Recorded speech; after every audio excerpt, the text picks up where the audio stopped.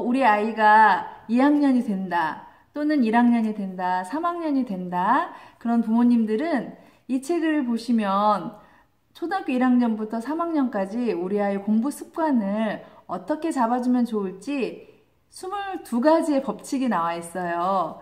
22가지니까 굉장히 많은 것 같긴 하지만 제가 읽어보니까 정말 다 너무나 중요한 법칙들이에요. 안녕하세요. 초등학교에서 아이들을 가르치고 있는 사랑의 향기입니다. 코로나 때문에 개학은 또 연기되고 온라인 개학을 한다고 지금 준비하고 있는데요.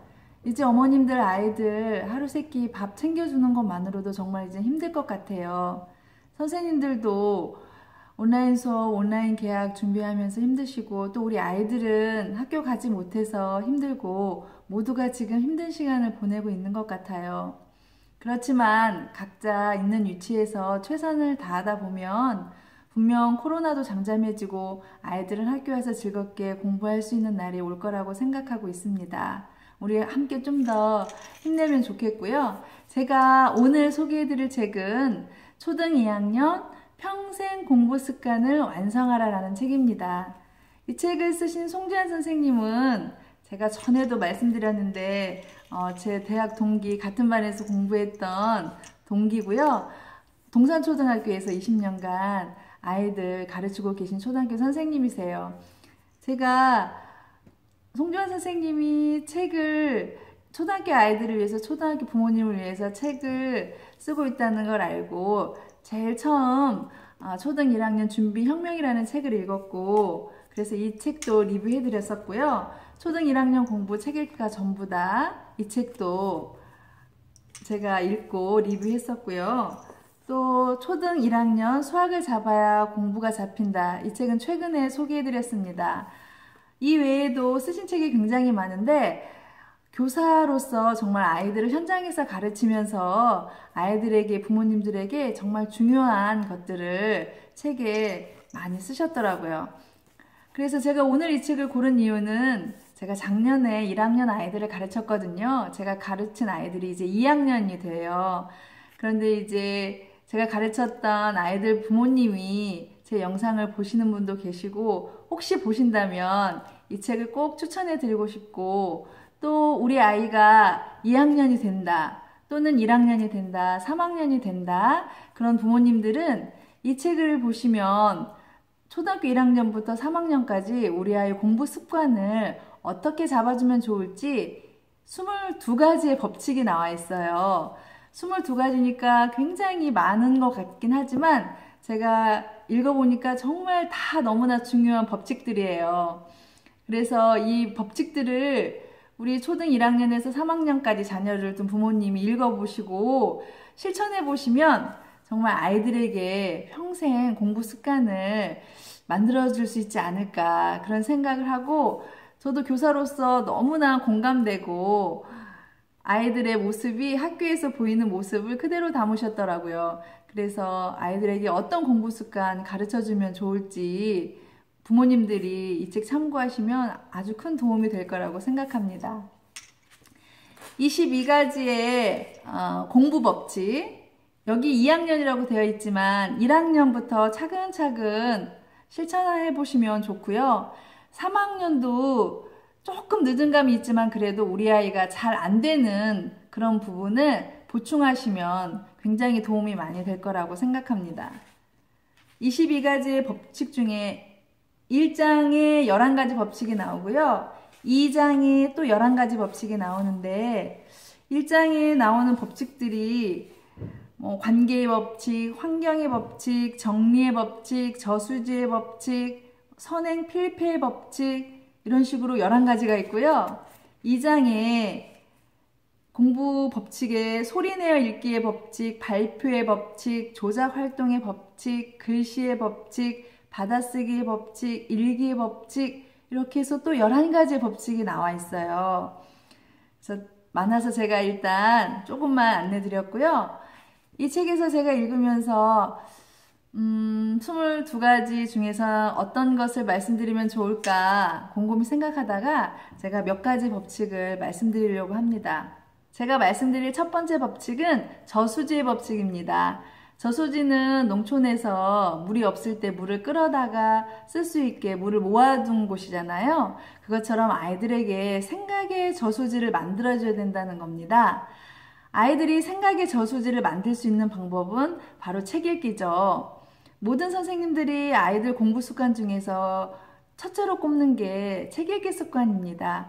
아이들이 책을 통해서 많은 배경 지식을 가지고 있으면 거기에서 글을 쓸 때도 발표를 할 때도 사회 공부나 과학 공부를 할 때도 그 배경 지식을 통해서 아이들이 공부를 굉장히 쉽게 잘 해나갈 수가 있습니다. 그래서 초등 공부 법칙 중에 가장 첫 번째는 역시 책 읽기인 것 같습니다. 아이들이 책을 통해서 생각의 저수지를 가득 채워놓으면 중고등학교에 가서 어떤 공부를 할 때도 아이들이 배경 지식이 많아서 쉽게 공부하고 공부 잘하는 아이로 인정받을 수 있습니다. 그래서 초등 2학년 때는 적어도 아이가 혼자서 책을 읽을 수 있도록 읽기 독립이 되어야 되고요. 아이가 적어도 하루에 10분, 20분은 책상에 앉아서 책을 읽을 수 있도록 부모님들이 초등 2학년 때 책 읽기 습관을 꼭 잡아주시면 좋겠습니다. 두 번째 공부 법칙은 자기주도 학습의 법칙입니다. 제가 지난 영상에서 초등 6년이 자녀교육의 전부다 전희성 선생님 책 소개해드렸었는데요. 그 책은 굉장히 자기주도 학습에 대해서 자세히 다루고 있는데 여기서도 이 책에서도 초등 저학년의 자기주도 학습에 대해서 굉장히 세세하게 다루고 있습니다. 그래서 이 책을 보면 아이들이 스스로 공부하기 위해서 저학년 때부터 무조건 학원을 가서 공부할 게 아니라 집에서 아이들이 매일 계획표를 만드는 거예요. 74쪽의 계획표 만드는 게 하루 계획표 짜는 게 나와 있거든요. 하루 계획표, 학교의 시간표대로 일주일 단위로 시간표대로 예습 복습하는 거, 그 다음에 뭐 문제집을 푼다든가 숙제를 한다거나 또는 그날에 뭐 피아노 연습이나 영어 듣기나 그런 것들을 항목을 이렇게 정한 다음에 매일매일 해야 될 항목을 월화수목금 정한 다음에 그것을 매일매일 하는 거예요. 그래서 아이가 이렇게 체크하도록 학습 계획을 세워서 일주일간 책상에 붙여놓고 그것을 자기가 집에서 이제 진행하는 거죠. 물론 부모님이 옆에서 이게 도와주셔야 되겠지만 아이들이 스스로 자기 책상에 앉아서 공부하는 습관을 가질 수 있는 자기주도 학습의 이 법칙이 정말 우리 초등 1학년, 저학년 아이부터 조금씩 해 나가서 그게 학원 없이 아이들이 중고등학교를 가서도 공부를 할 수 있으면 좋겠습니다. 제가 얼마 전 서울대 졸업한 학생의 영상을 보게 되었거든요. 그런데 그 학생이 그런 말을 하더라고요. 자기는 어렸을 때 부모님이 책을 굉장히 많이 사주셨대요. 집안 형편이 그리 좋진 않았지만 그 대신 학원은 다니지 않았다고 해요.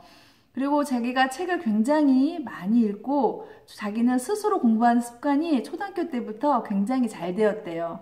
그래서 중고등학교를 가서도 자기가 학원을 다닐 이유가 없었고 학원을 다니는 친구들을 주변에서 많이 봤지만 학원을 다닌다고 해서 아이들이 다 공부를 잘하는 건 아니기 때문에 근데 이제 자기처럼 공부 습관이 안 된 아이들은 자기처럼 그렇게 공부할 수가 없으니까 학원을 가기도 해야 되긴 하겠지만 그 학생의 경우는 정말 초등학교 때부터 책을 많이 읽고 스스로 자기주도적으로 공부하는 습관을 잘 들여서 그렇게 중고등학교에서도 학원 다니지 않고 사교육 없이 공부해서 서울대를 갔더라고요.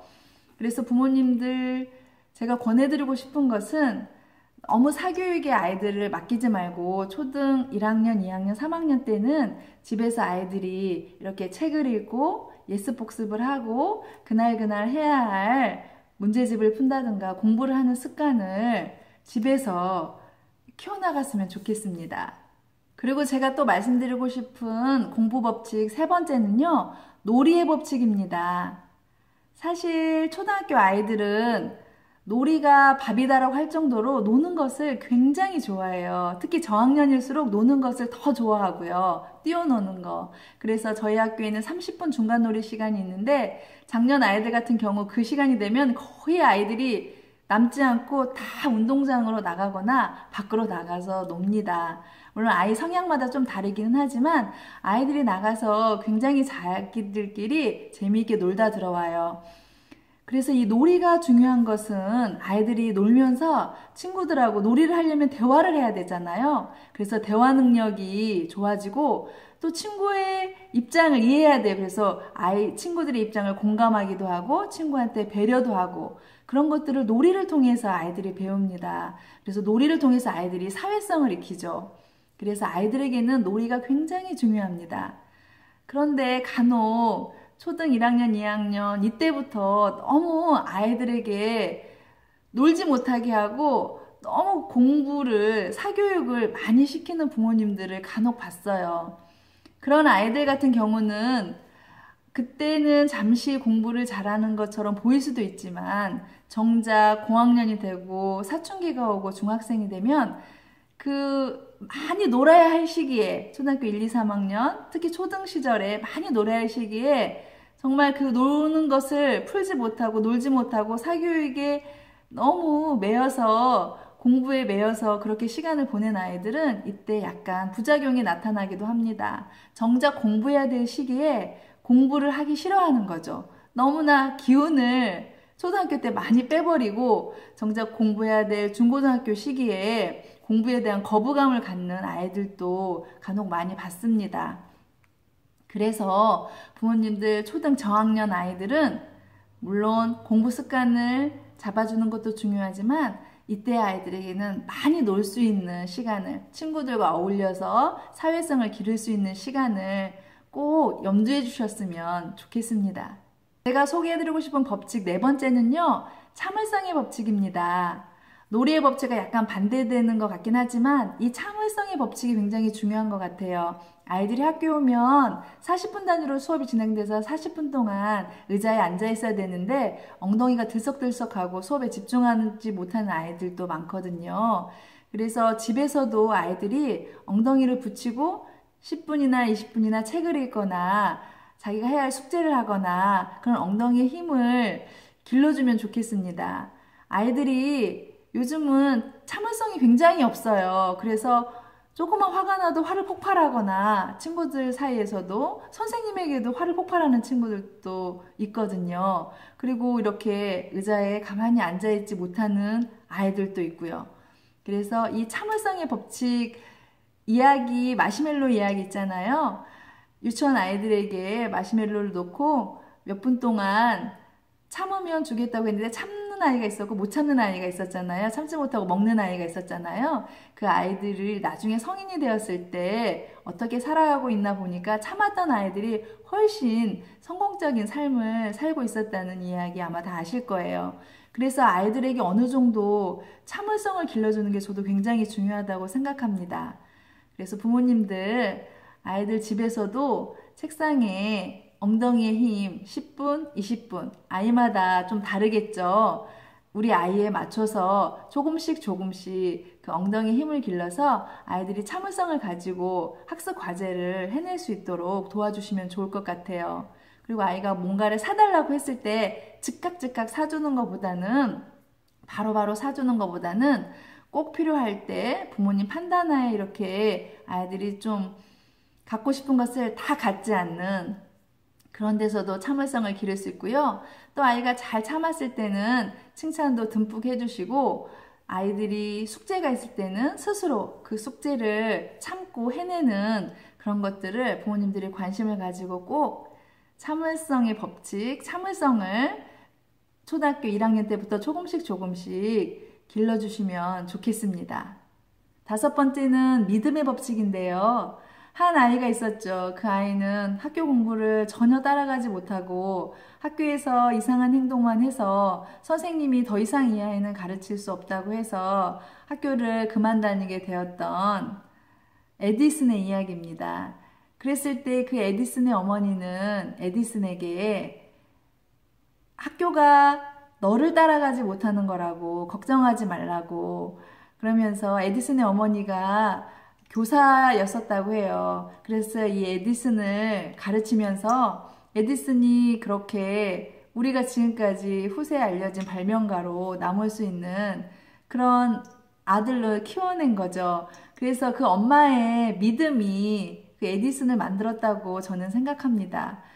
그래서 우리 부모가 아이를 바라보는 대로 정말 아이가 바보가 천재가 될 수도 있고 천재가 바보가 될 수도 있는 것 같아요. 그래서 학교에서 아이들을 가르치다 보면 아이들의 역량이 굉장히 차이가 많이 있습니다. 그러나 내 아이를 바라보는 부모님은 내 아이에게 언제나 끝까지 믿음을 주시면 좋겠어요. 부모님이 바라는 대로, 기대하는 대로 너가 그렇게 클 것이다라고 믿음을 주면 좋겠습니다. 그러면 그 아이가 지금은 정말 작고 미약하고 뭔가 잘 못할 것 같지만 시간이 지나고 점점 부모님의 믿음을 계속 아이가 받으면서 자란다면 분명 어느 정도의 시간이 지나면 분명 언젠가 그 아이가 잘 성장해서 성공한 삶을 살 거라고 저는 생각합니다.